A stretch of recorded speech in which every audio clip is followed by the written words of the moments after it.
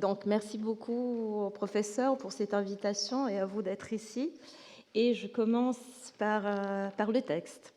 Dans le contexte de la politique expansionniste de Louis XIV, la France ouvre de nouvelles voies diplomatiques avec l'Orient, ainsi qu'en quelques décennies, la Cour assiste à l'arrivée de l'ambassadeur turc, siamois, marocain et persan. Chacun escorté d'un cortège pittoresque et tous reçus à un grand pompe et aucune dépense épargnée. À 1715, le roi Soleil, désormais affaibli par l'âge et la maladie, reçoit à Versailles Mohamed Reza Bey, que vous voyez, l'ambassadeur du Shah Zoltan Hossein. Le dernier souverain de la dynastie safavide demandait son aide contre les pirates et les Turcs qui menaçaient les navires persans. En échange, il s'engageait à protéger les marchands et les missionnaires français. Comme d'habitude, à la cour de Louis XIV, la réception avait été soigneusement préparée. L'hôtel des ambassadeurs où il avait été logé à Paris avait été orné d'objets d'art et en tenant compte de préceptes coraniques, les décorations à figures humaines avaient été évitées. Le diplomate avait été reçu à Versailles dans l'espace somptueux de la galerie de glace où d'autres ambassadeurs exotiques, tels que les envoyés siamois, avaient été accueillis auparavant. Le roi avait assigné une place à chaque courtisan de manière à les avoir tous alignés autour de lui, et il avait choisi une position élevée, plaçant le tronc sur une haute plateforme.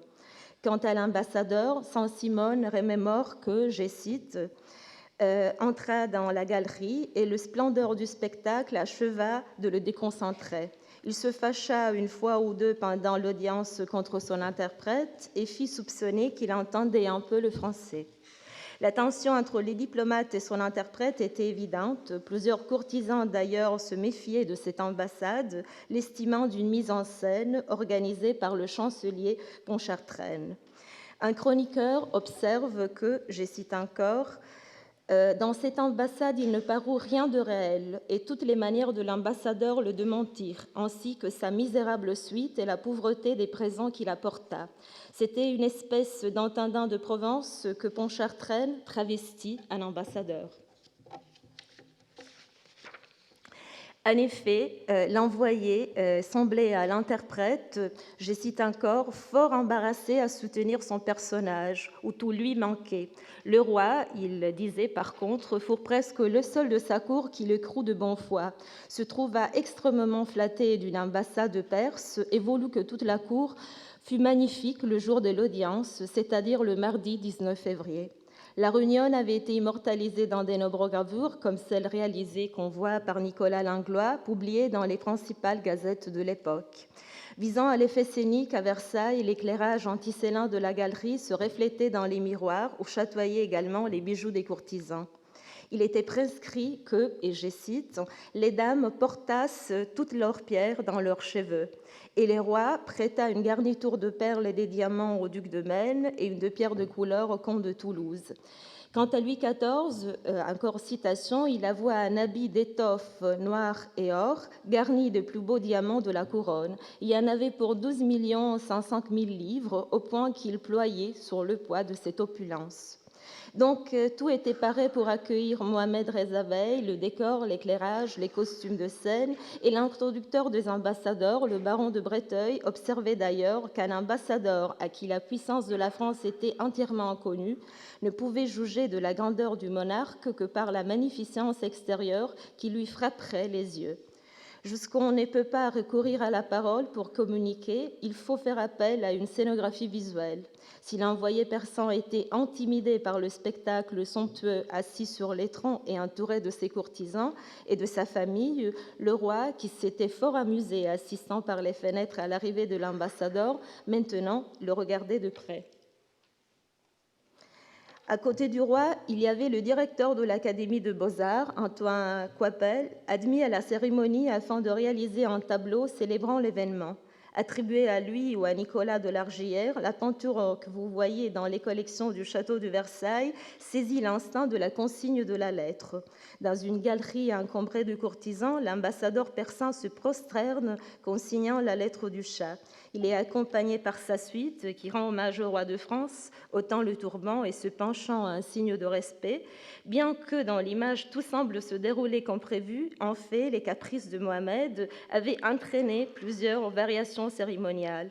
Il le savait bien, François Pidou de Saint-Olon, le diplomate français qui l'avait accompagné à Paris. Saint-Olon, qui connaissait les coutumes orientales, ayant été ambassadeur au Maroc, devait servir de médiateur entre les demandes de l'ambassadeur et les exigences du protocole. Comme la première date fixée pour la rencontre avec le roi de France était, selon l'envoyé persan, astrologiquement inappropriée, un autre jour avait été établi. Et encore sous prétexte d'une indisposition, l'ambassadeur avait été justifié lorsqu'il avait refusé de s'élever pour accueillir les courtisans français. D'autre part, puisque le don qu'il avait offert à Louis XIV avait été modeste et il s'était adressé à lui prononçant un discours impromptu, il avait confirmé les soupçons de la cour, étant jugé comme un imposteur. La tromperie et la mise en scène étaient des thèmes incontournables dans cette histoire, et comme il était difficile de tracer la ligne entre fiction et vérité, le peintre de cour avait été convoqué. Témoin oculaire de la rencontre, il devait déchiffrer ce qui était caché derrière l'apparence. Il devait regarder attentivement le visage de l'ambassadeur et, en effet, qu'appelle signe un portrait en collection privée où le visage de Mohamed Reza Bey est vu de près. En considération du petit format, l'œuvre probablement en étude préparatoire. Néanmoins, la vision étroite nous rendre, outre le détail de la coiffe de fourrure, le regard pénétrant de l'ambassadeur. Le peintre nous consigne l'image d'un gentilhomme élégant et séduisant, aux traits presque occidentaux. Les marques moins agréables de son visage ont été atténuées, comme le grand nez irrégulier qui était assez évident dans d'autres portraits. Et le peintre néglige aussi son irascibilité, qui avait impressionné, entre autres, la duchesse d'Orléans. Je la cite. « Quand il entre en fureur, il grince le dent, tire son sabre et son poignard et veut tout exterminer. Ces sautes d'humeur semblent être causées par l'opium dont il fait un usage intensif, le mettant, c'est elle qui parle encore, quelquefois à un si dangereux état qu'on peut le regarder dans ce temps-là comme un espèce de fou qui mériterait plutôt d'être enfermé que traité en ambassadeur. S'il n'avait pas l'air d'un négociateur se désintéressant aussi de la politique française, sa présence exotique animait la vie mondaine parisienne. Tous les yeux étaient sur lui quand il avait assisté à une représentation à l'Opéra de Paris. Il était resté tout le temps assis à la façon orientale, fumant sa pipe dans un riche pavillon décoré pour lui. Cette référence est contenue dans le portrait de Jacques Vigouroux du Plessis, qui le montre dans une loge théâtrale, parée d'un riche tapis oriental. Les attributs exotiques sont mis en évidence, les costumes et les turbans portés par Mohamed et par sa suite, de même que la pipe à eau qu'il fumait, suscitant la curiosité des Français. En plus de le rencontrer au théâtre, en regardant de loin, le Français, et surtout les Françaises, rêvaient d'être accueillis dans son salon, un salon qui, après l'audience de Versailles, était encore plus animé. Poussé par la curiosité et tenté par les récompenses que le riche diplomate, ou soi-disant tel, pouvait élargir, plusieurs dames demandaient d'être reçues. L'invité dans les résidences temporaires de l'ambassadeur, les femmes étaient accueillies dans une pièce ornée de tapis où elles sirotaient une tasse de thé ou de café, déchaussées et assises à côté de lui. Mais même si la presse française enjolivait la réalité, cette scène de séduction avait allongé la liste de ses conquêtes amoureuses. Durant son séjour à Paris, l'ambassadeur avait attiré les bonnes grâces de la jeune Madame d'Épinay. Cette relation, commencée d'une manière discrète, devint bientôt publique, suscitant beaucoup d'incrédulité. Il était difficile de croire qu'une femme d'une réputation irréprochable et surtout qu'une femme chrétienne puisse, je cite, se livrer au transport amoureux d'un mahométain. Si beaucoup étaient scandalisés, la plupart s'étaient amusés. Et spéculant sur les aventures galantes du diplomate perse, en 1715 avait été publié à Paris, vous voyez le frontispice et le portrait de Mohamed, La Manzolide, nouvelle historique et galante qui contient les aventures secrètes de Mehmet Riza Beg, ambassadeur du Sophie de Perse à la cour de Louis le Grand. Une des images illustrant le roman, bientôt traduit en allemand, et ici on voit cette édition, montrait Mehmet dans sa chambre à l'hôtel des ambassadeurs. L'image était une synthèse de ses attributs exotiques. On voit une sabre recourbée en premier plan et derrière les canapés bas et les coussins sur lesquels a été déposé un plateau avec des tasses de thé et de café. Mais surtout, on voit lui, l'ambassadeur, le turban à la tête et vêtu à l'orientale, qui, assis sur ses genoux, fume la pipe. La mise en scène théâtrale avait pris la forme d'une invention romanesque et Mehmed était devenu le personnage, on dirait presque un caractère d'une pièce, dont les éléments constitutifs étaient la séduction autant que la tromperie. L'accueil chaleureux des courtisans dissimulait d'ailleurs un préjugé culturel. Lorsque Breteuil avait rencontré l'ambassadeur dans sa chambre, le voyant assis sur le sol à la façon orientale, les jambes pliées sous son corps, il avait observé, je cite, qu'au premier coup d'œil, il me parut qu'il c'était un gros singe qui était couché auprès du feu. Par une parole aigre, Breteuil avait donc transformé en singe le prince des mille et une nuits. Agitant le spectre de l'imposture diplomatique, la cour française remémorait un épisode assez récent quand, en 1669, un supposé ambassadeur turc, Süleyman Aga, on voit une image de cette ambassade, avait rendu visite au roi Soleil. L'effort pour accueillir au mieux l'envoyé ottoman, censé par plusieurs d'être un simple greffier, avait été mal récompensé et l'ambassade s'était conclue avec ressentiment des deux côtés. À cette époque, toutefois, l'imposture diplomatique n'était pas rare et dans cette mystification, le costume jouait un rôle décisif. Le diplomate flamand Roger Guislain de Busbecq, qui, au service de l'empereur germanique Ferdinand Ier, avait été envoyé à Constantinople, observe que son costume occidental paraît court et modeste comparé à l'ottoman. Néanmoins, il est très malaisé quand, à l'occasion d'une audience avec le sultan, il doit s'habiller comme un turc. Je cite ces mots. Au moment que j'entrais, me jetèrent sur le corps de grands casaques qui me descendaient jusqu'aux talons, et si pesantes que mes épaules étaient à peine assez fortes pour les porter. Et dans cette pompe qui ressemble à celle d'Agamemnon, qui sur un théâtre va être l'héros de la tragédie, je marchais vers le tronc. Dans le discours diplomatique, la référence au théâtre au costume révèle que l'ambassade a inventé une complexe mise en scène où le changement d'habit peut changer le cours de l'histoire. Il le témoigne le cas exemplaire d'un autre ambassadeur persan. Lors de son séjour à Rome, Antoine Van Dyck peint en 1622 le double portrait-tableau, actuellement dans la collection britannique de Pertwee House, de Robert Shirley, l'ambassadeur persan en Europe, et de son épouse Theresia. La carrière d'aventurier de l'anglais Robert Shirley commença en mai 1599, lorsqu'il avait organisé avec son frère aîné Anthony une expédition non gouvernementale en Perse. La mission visait à négocier un accord commercial favorable aux marchands britanniques, se proposant également d'exhorter le Shah à entreprendre une action militaire contre les Turcs, afin de briser le monopole qu'ils avaient sur la Méditerranée. Les frères Shirley furent reçus avec cordialité par le Shah Abba le Grand, et 100 mois plus tard, Anthony fut envoyé en Europe, ayant le mandat de négocier au nom du gouvernement persan de nouveaux accords politiques. Quant à Robert, il resta 7 ans à la cour du Shah. Considéré comme un otage hôte, et lorsque la mission diplomatique d'Anthony échoua, il prit sa place en devenant le nouvel ambassadeur persan en Occident. En 1607, il quitta donc Ispahan pour aller soigner en Europe les intérêts du Shah, et c'est dans ce but que quelques années plus tard, il se rendit à Rome où Van Dyck le rencontra. La condition de Robert à la cour persane n'était pas idyllique. Il raconte dans une lettre qu'après l'échec de la mission diplomatique de son frère, plusieurs le considéraient un common liar, c'est-à-dire un menteur ordinaire. Dans l'histoire de Robert, cette accusation revient souvent, et bien que dictée par la malveillance de ses détracteurs, elle attire l'attention sur l'ambiguïté de sa biographie anglo-persan, une ambiguïté que Van Dyck fige dans son portrait, nous consignant l'image d'un occidental accoutumé à l'oriental. L'occasion qui avait transformé Robert en ambassadeur persan s'était présentée par hasard. D'autre part, pendant son séjour forcé en Perse, Robert avait appris la langue et les coutumes du pays, et en tant qu'affilié à la cour, il avait servi dans l'armée.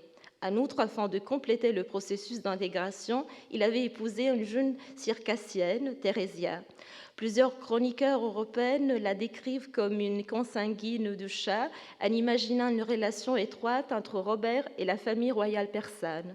Cette histoire, qui probablement a été encouragée astucieusement par Shirley, n'a aucun fondament, mais elle explique néanmoins pourquoi, lors de sa mission diplomatique en Europe, Robert était accompagné par sa femme et pourquoi Van Dyck la dépendra à côté de son mari.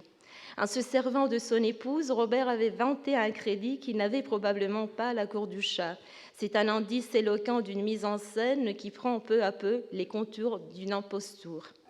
La première mission diplomatique de Robert à Rome eut lieu le 27 décembre 1609, même s'il faut préciser que quelques mois avant, le 28 août, le pape avait rencontré un autre envoyé persan, Ali Golibek Mordar. Paolo Leone della Branca, maître de cérémonie de Paul V, décrit dans son journal le cérémoniel de 2 ambassades, relevant les différences du protocole. Ali Golibek Mordar ne comprenait pas le latin, était accompagné par un traducteur, et en présence du pape, il s'était prosterné 3 fois, en lui baisant les pieds en signe de révérence. En outre, selon l'usage persan, il était resté agenouillé pendant toute la durée de l'audience, et, observe le maître de cérémonie, toujours avec le turban sur la tête. Cette remarque est précieuse, surtout par rapport à l'ambassade de Robert Shirley. En effet, le cérémoniaire papal observe que même s'il était un ambassadeur du roi Abbas le Grand, il se proclame chrétien. Et quelques lignes plus loin, il ajoute que si l'autre ambassadeur avait suivi l'usage musulman en tenant tout le temps le turban sur la tête, l'Anglais, lors de l'audience, l'avait ôté en signe de respect. L'identité religieuse de Robert avait pris donc les dessous, ou il sera plus judicieux de dire qu'il l'avait affiché volontiers lors de sa mission en Europe. À ce sujet, le cérémoniel note que l'orateur était habillé selon le costume des Hongrois et des Moscovites, avec un turban, et au sommet du turban, il y avait une croix. Le turban avec la croix est représenté dans un portrait gravé de Robert Shirley conservé à Londres et réalisé vraisemblablement autour de 1609.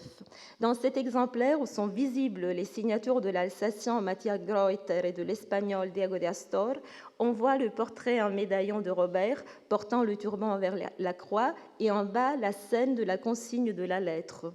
Robert n'avait pas de lettre à consigner et l'épisode se réfère à la précédente ambassade persane dont la légende ne fait néanmoins aucune mention. Cet apparent malentendu nous révèle comment le mythe de Shirley, ou plutôt son imposture diplomatique, a progressivement pris contour. Mais revenons encore une fois à la description de la Branca, qu'il nous dit que Shirley était vêtu à la mode des Hongrois et des Moscovites. En effet, avant d'arriver à Rome, il avait fait étape à Cracovie et à Prague, et vraisemblablement, comme prévu par le protocole diplomatique, à chaque rencontre officielle, ses hôtes lui avaient offert des nouveaux habits. Dans la gravure de Londres, Shirley porte un manteau à col de fourrure dont la fermeture est constituée par une série de boucles en cuir. C'est probablement l'élément de la tenue que le maître de cérémonie considérait à la mode russe. En effet, l'échange d'habits du cérémonial diplomatique, évoqué dans le portrait de l'aventurier anglais, est un élément qui occulte sa vraie identité, et cette ambiguïté renforcée par l'assemblage de parties hétérogènes qui composent son costume. Lorsque Van Dyck rencontre Shirley à Rome, plus de 13 ans sont passés depuis sa première ambassade en Europe. Pendant ce temps, l'aventurier anglais avait essayé en vain de conclure des accords avec le roi d'Espagne et d'Angleterre, et en 1615, il avait fait son retour en Perse. Une année plus tard, il avait été envoyé encore une fois en Europe, toujours dans l'espoir d'obtenir une alliance contre les Turcs. Il est difficile de comprendre qui est Robert Shirley en ce moment et qui représente. D'un point de vue diplomatique, sa situation est moins solide. Si les Persans avaient toujours mis en doute sa loyauté, lors de sa deuxième mission, l'aventurier anglais est également exposé à la critique de ses propres compatriotes. L'émissaire anglais à la cour du Grand Moghol le définit malhonnête et intriguant. Même s'il a obtenu audience chez le nouveau pape, Grégoire XV, son crédit politique est affaibli. Dans cette perspective, le sens de l'image peinte par Van Dyck devient de plus en plus clair. L'identité diplomatique de Shirley est réaffirmée en dépit de l'imposture. Le costume de l'aventurier n'est pas un assemblage de citations hybrides, mais il est entièrement persan. Shirley porte une robe de soie dont la fermeture est constituée par un long ruban rouge orné d'un bijou et culminant avec un panache, et comme ceinture, il y a une écharpe nouée à la taille. Typiquement persan, son riche manteau est décoré avec des figures et des motifs végétaux. Le costume est décrit minutieusement et l'attention aux moindres détails est confirmée par le dessin préparatoire. Pourtant, l'image, dans son ensemble, garde l'ambigu d'une mise en scène qui appelle dans le discours la piste théâtrale. Pendant les années où les aventures des frères Shirley deviennent populaires, la mode persan est citée parfois par la peinture européenne et souvent par le théâtre élisabétain. Dans l'étude pour un homme, un costume oriental de l'architecte et scénographe britannique Inigo Jones, on voit un turban qui ressemble beaucoup à celui de Shirley. Jones l'a imaginé pour un travestissement théâtral. Mais restant dans la même métaphore, un élément déterminant de cette robe persan est l'épouse de Shirley, représentée par Van Dyck dans un portrait qu'on peut estimer complémentaire à celui de l'aventurier. Theresia est assise à la frontière entre la Perse et l'Europe. Dans le tableau, on retrouve le même drap rouge qui occupait le fond du portrait de son mari. Mais ici, il s'ouvre comme un rideau théâtral en dévoilant un paysage européen, peut-être le souvenir d'un séjour à Rome. Elle est imaginée pourtant dans un intérieur oriental, assise sur un tapis persan, entourée de coussins et habillée richement. Et l'Orient est évoqué par son luxe. La robe, le voile, le diadème, les joyaux sont les signes d'une richesse exhibée. Mais en effet, lors de sa mission en Europe, Robert Shirley avait exhibé Theresia, sa beauté circassienne, donc caucasienne, sa prétendue relation familiale avec le Shah. Theresia avait contribué à l'imposture diplomatique. Elle qui avait épousé Shirley en 1607, après le mariage, avait changé son nom et sa foi, devenant ainsi la circassienne noble et chrétienne que l'Europe connaîtra. Dans le tableau de Van Dyck, Theresia est subtilement ambiguë dans son être suspendu entre deux mondes. Mais il y a un autre portrait où sa conversion aux coutumes occidentaux gagne la scène. C'est le double portrait de Robert et Theresia dans la collection britannique de la Berkeley House. Les deux tableaux sont attribués à un anonyme peintre anglais et considérant qu'en 1624, Shirley avait obtenu une audience avec le roi d'Angleterre, James Ier, probablement ils ont été conçus pour commémorer l'événement. Celle anglaise sera la dernière mission diplomatique de Shirley, puisque quelques années après, discrédité en Perse et en Europe, il perdra la confiance d'Abba le Grand, trouvant la mort en Perse. Mais alors que l'aventure politique de Shirley s'approche à la fin, le portrait anglais cristallise son mythe. Les éléments de son costume sont similaires à ceux décrits par Van Dyck, le manteau décoré, l'écharpe nouée autour de la taille, le turban avec le bijou. Il tient à la main le bâton du commandement, symbolisant sa dignité politique et militaire. Néanmoins, l'art persan, figurant dans le portrait de Van Dyck, est remplacé ici par un symbole typiquement occidental, le pistolet que Theresia tient dans sa main droite. C'est une autre référence à l'histoire désormais légendaire de frère Shirley, qui, selon un des premiers biographes, avait introduit en Perse les armes à feu, fondant le premier corps d'artillerie de l'armée persane. Métaphoriquement, donc, le pistolet est passé de la main de Shirley à celle de sa femme. Mais ce jeu d'échange réciproque n'est pas encore terminé. Theresia n'a plus l'apparence de la noble persan et ressemble plutôt à une dame anglaise, avec son voile discret et la robe conforme à la mode européenne. La conversion persan de Shirley et celle européenne de Theresia sont donc la même image inversée. À cette époque, compte tenu de la situation politique très fluide, le thème identitaire est perçu avec une curiosité et une suspicion constantes. La perception et la falsification d'identité déterminent une ambiguïté dont le théâtre diplomatique, avec ses costumes et ses rituels, devient une mise en scène extraordinaire. Les peintres sont les témoins oculaires et ils jouent souvent comme des acteurs, contribuant aussi à créer le spectacle.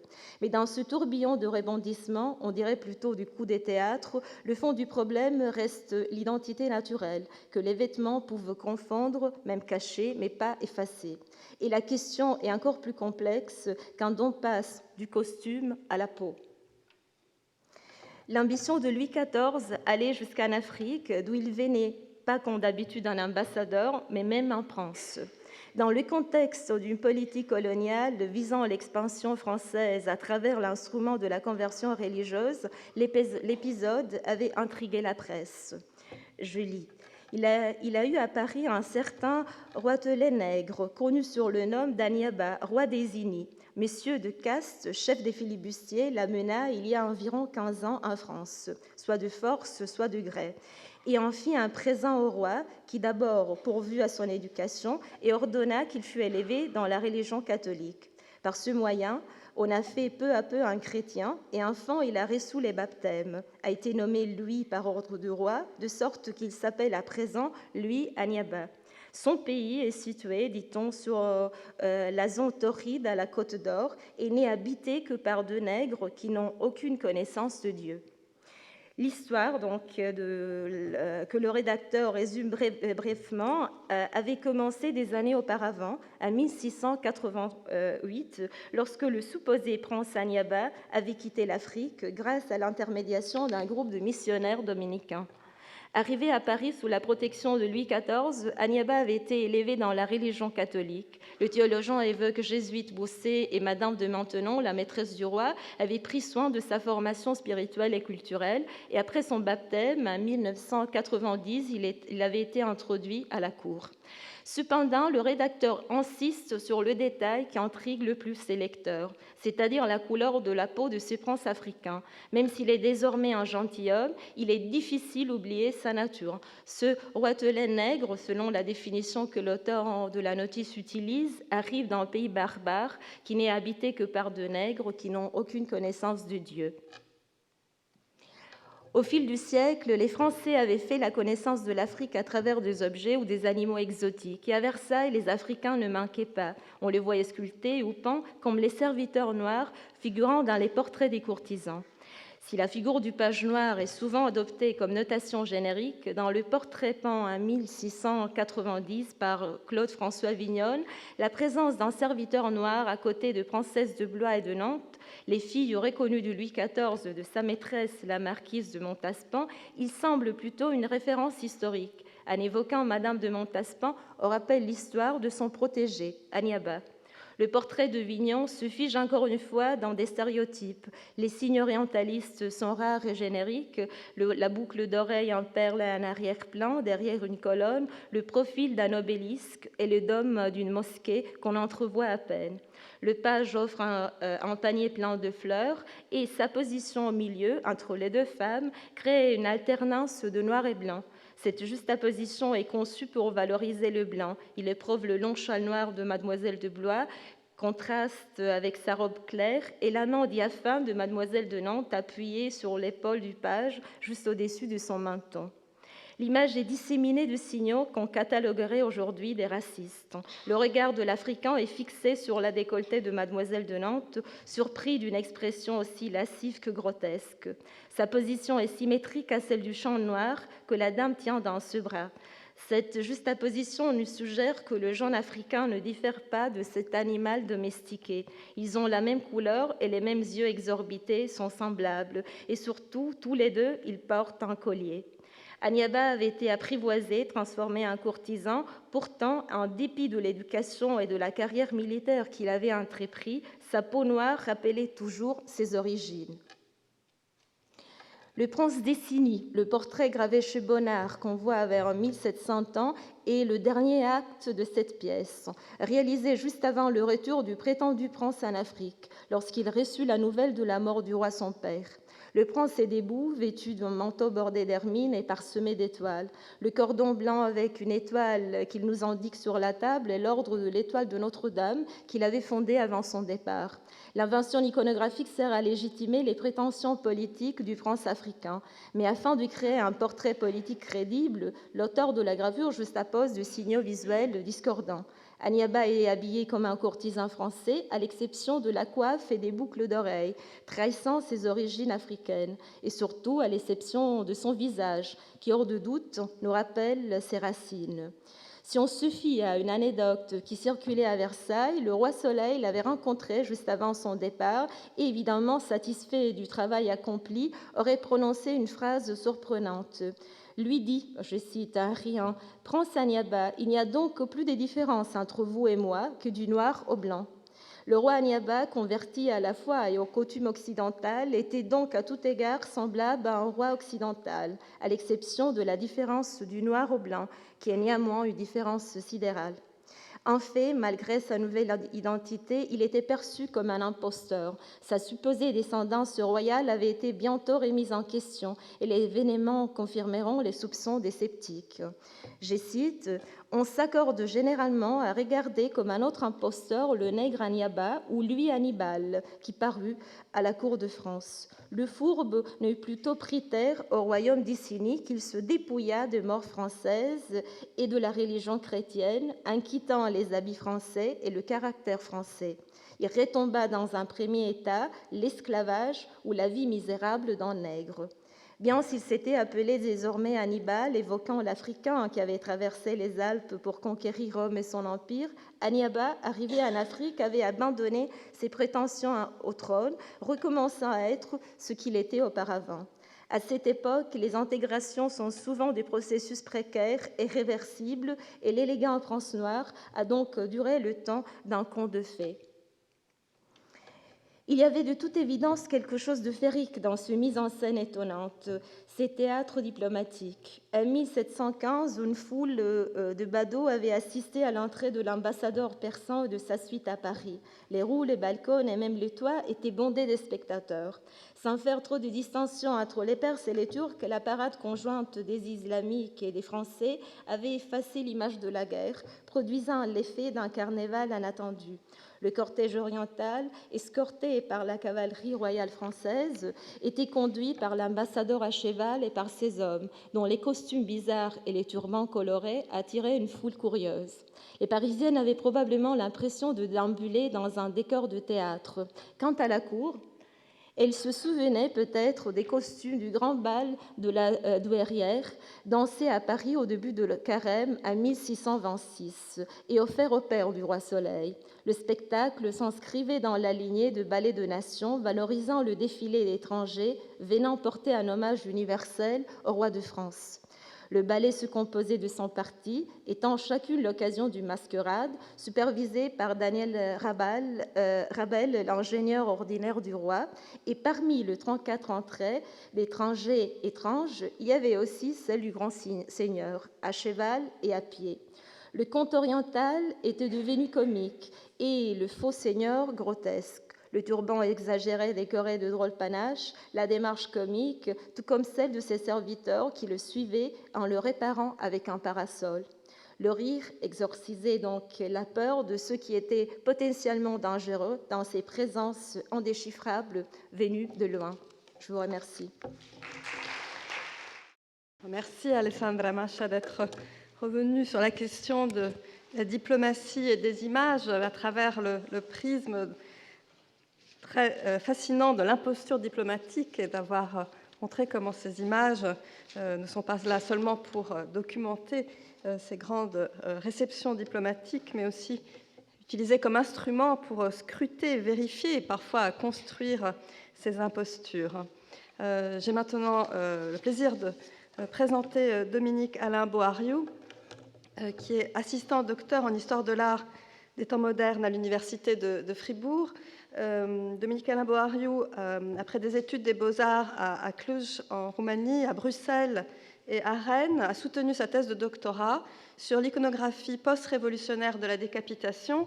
Je dois dire un travail tout à fait fascinant et qui heureusement est en cours de publication et porte pour titre « La tête coupée, clinique, peinture et politique de la décapitation dans la première moitié du XIXe siècle ».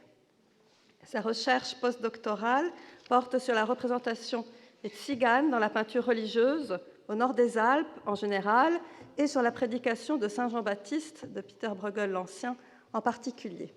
Et ce soir, il va nous présenter une communication sur ce sujet intitulée « Tziganiade selon Callot ». Et donc, je lui donne la bienvenue et lui laisse la parole.